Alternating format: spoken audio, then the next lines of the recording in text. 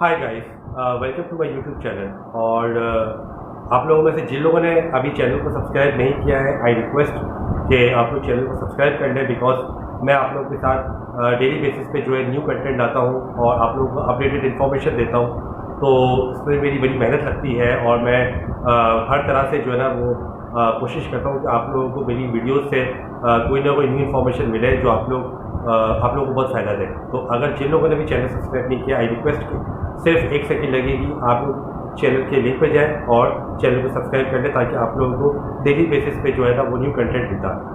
सो इसके साथ ही अपनी वीडियो का आगाज़ करते हैं। मैं जो है वो मेरे साथ हुआ ये एक्चुअली एक मैं स्टोरी सुनाना चाह रहा हूँ आपको। स्टोरी के बेसिस पे मैं आपको समझाना चाह रहा हूँ कि कितनी इंपॉर्टेंस हो गई है डिजिटाइजेशन की इन लास्ट 1 ईयर। पहले मैं जब बैंकिंग के काम से रिलेटेड जब मैं बैंक में जाता था तो मुझे बैंक बहुत बड़े में मिलते थे और इवन मैं जब बिल पे करने भी जाता था बैंक में तो still there was a lot of rush और बहुत टाइम लगता था। टोकन लेके बैठा रहता था, 15 मिनट बाद नंबर आ रहा है, कभी 20 मिनट्स बाद नंबर आ रहा है, कभी तो हाफ एन आवर लग जाता था, नंबर नहीं आता था और मैं वेट करता था। वेट करते करते जब नंबर आता था तो फिर कुछ इशू हो जाता था, सिस्टम का मसला हो जाता था, बहुत सारी ऐसी चीज़ें होती थी। कभी मेरा काम होता था बैंक में, कभी मेरा काम नहीं हो पाता था। उसकी एक बुनियादी रीज़न ये था कि बहुत रश होता था और चीज़ें मैन्युअली थी। चीज़ें मैन्युअली से मेरा मुराद है कि एवरीथिंग जो है ना वो आप मैन्युअली कर रहे होते थे। हर चीज़ के लिए आपको बैंक में जाना पड़ता था। बैंक में आपकी प्रेजेंस बहुत ज़रूरी थी। इस टाइम को गुजरा और काफ़ी टाइम गुजरा। अब जब मैं बैंक जाता हूँ और अब ऐसा हुआ है एक्चुअली कि मेरा बैंक जाना बहुत कम हो गया है। मैंने अकाउंट खुलवाया है, मुझे तकरीबन 4 to 5 ईयर्स हो गए और मैं हार्डली कोई 1 या 2 दफ़ा बैंक जाऊँ just to collect cheque book and everything that's it. इसके अलावा मैं वो नहीं। और अब तो ऐसा हो गया कि चेक बुक भी आपको विद इन फ्यू क्लिक्स आपको चेक बुक मिल जाती है। अब तो आपको बैंक जाने की भी ज़रूरत नहीं है। बट मैं बात कर रहा हूँ जब मैंने अपना अकाउंट खुलवाया था 2 ईयर्स पहले, 5 ईयर्स पहले, लास्ट 1 ईयर से मैं बैंक की शक्ल ही देखी अंदर से कि बैंकिंग किस तरह काम कर रही है ऑनेस्टली थी। और सिर्फ मैं नहीं हूँ, ऐसे बहुत सारे लोग मेरी तरह होंगे जो आप वीडियोस देख रहे हो, आप लोगों ने बैंक का विजिट नहीं किया होगा। इसके पीछे रीज़न क्या है? इसके पीछे रीज़न ये है कि अब चीज़ें मैन्युअली नहीं रही हैं, अब चीज़ें डिजिटलाइजेशन की तरफ चली गई हैं। अब चीज़ें आपको ऑनलाइन की तरफ चली गई है। ऑनलाइन बैंकिंग से, एप्लीकेशन से, एटीएम से आपके सारे काम हो जाते हैं, आपको बैंक जाने की ज़रूरत नहीं पड़ती। और इसकी वजह से बैंक में रश भी कम हो गया है। अब आपको काम विद इन फ्यू मिनट्स हो जाता है। जो काम के लिए आपको हाफ एन आवर लगता था, 1 आवर लगता था, वो अब काम आपका 10 मिनट्स के अंदर हो जाता है। जो काम आपका 10 मिनट्स में होता था, अब आपका काम 2 to 3 मिनट्स हो जाता है। जस्ट आप जाते हो, आपको शायद हार्डली टोकन देना पड़ता हो, टोकन देने की जरूरत नहीं पड़ती, काम हो जाता है। जस्ट बिकॉज ये नहीं है कि बैंक के कस्टमर कम हो गए, ऐसा नहीं है। अब ऐसा है कि चीज़ें स्मूथ हो गई और चीज़ें ऑपरेशनलाइज हो गई हैं और अब आपका काम जो है वो ऐप के थ्रू और इंटरनेट बैंकिंग के थ्रू आपका काम हो जाए।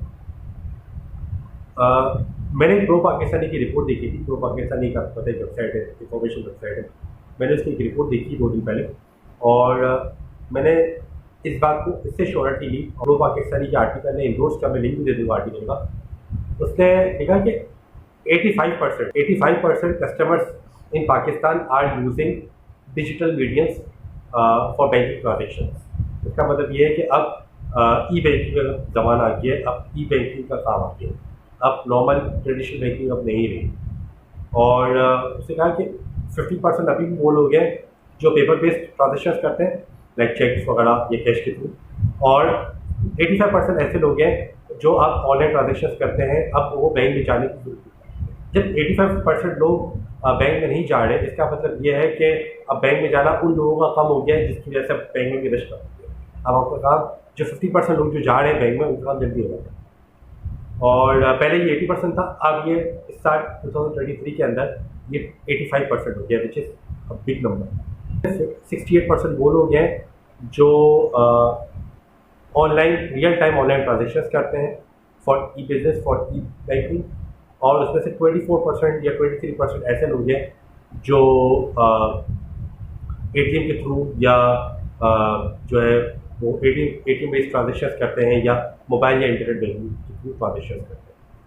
तो इसका मतलब ये है कि ऑनलाइन ट्रांसफ़र और ऑनलाइन बैंकिंग ट्रांसफ़र बहुत ज़्यादा अब ईज़ हो गया है, जिसको हम अदर वर्ड्स में IBF भी बोलते हैं। और इससे एक्चुअली मैं जो ये सोच रहा था काफ़ी टाइम से, उस जो मैंने सोचने को इन फिगर्स ने काफ़ी इंडोर्स कर दिया है कि अब जो है वो बैंकिंग, अब वो ट्रेडिशनल बैंकिंग नहीं रही है, अब बैंकिंग जो है वो टोटली चेंज हो गई। तो नंबर देने का मकसद ये था कि नेक्स्ट ईयर में 2024 या 2025 के अंदर शायद हम 100% लोग भी देख रहे होंगे, या वो लोग देख रहे होंगे जो लिटरेट है, एजुकेटेड है, वो लोग अब ई ट्रांजेक्शन और ई बैंकिंग कर रहे होंगे, और अब हार्डली आपको कोई मिलेगा शायद वो चेक के थ्रू पैसे निकालना हो या वो क्लियरिंग में चेक करना हो।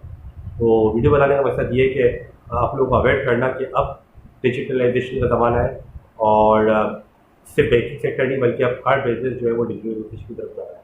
तो आप लोगों में से वो लोग जो बिजनेस ओनर्स हैं, आप लोगों के पास अब राइट टाइम है अपने आप को इक्विप करने का थ्रू डिजिटल प्लेटफॉर्म्स, बिकॉज अब वो बहुत दूर नहीं है जब आपका बिजनेस भी जो है वो डिजिटल मीडियम्स पे काम कर रहा है। और इसके साथ ही जो है ना, मैं आप लोगों से इजाज़त चाहूँगा।